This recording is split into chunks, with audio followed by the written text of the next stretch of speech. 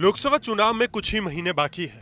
बिहार के युवा नेताओं का दिल टिकट के लिए मचल रहा है। इधर हर दल की झोली में पहले से कम सीटें हैं। पिछली बार चुनाव लड़े बड़े दलों की उम्मीदवार नाउमीदी में है। कई मौजूदा सांसद भी टिकट के लिए अनुष्ठान कर रहे हैं।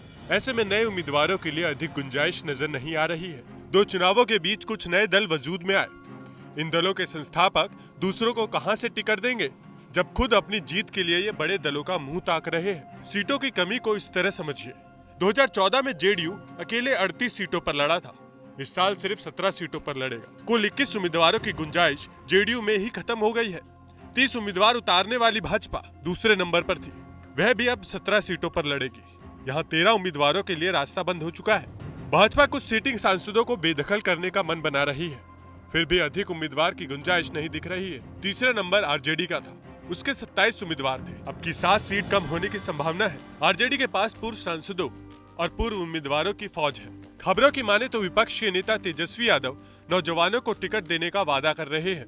अगर ये हुआ तो दल में नए पुराने के बीच भीषण संघर्ष की आशंका से इनकार नहीं किया जा सकता।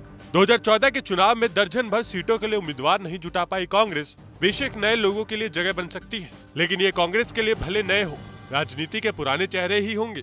दो चुनावों के बीच वजूद में आई पार्टियां हम और वीआईपी का किस्सा और अधिक दिलचस्प है। इनके संस्थापकों की पहली चिंता यह है कि कैसे उनका बेड़ा पार हो जाए। ऐसे में इन दलों में युवा और नए चेहरों के लिए जगह नहीं बन रही है। सीटें कम है। हम इसी में बुजुर्ग के अनुभव और युवाओं की ऊर्जा के बीच समन्वय बनाकर टिकट का निर्धारण करेंगे। एनडीए का लक्ष्य राज्य की सभी 40 सीटों पर जीत हासिल करना है, तो वहीं जेडीयू का कहना है कि युवा हमारे लिए महत्वपूर्ण है। सीट कम होने के बावजूद जेडीयू से युवाओं को टिकट देना हमारी प्राथमिकता होगी।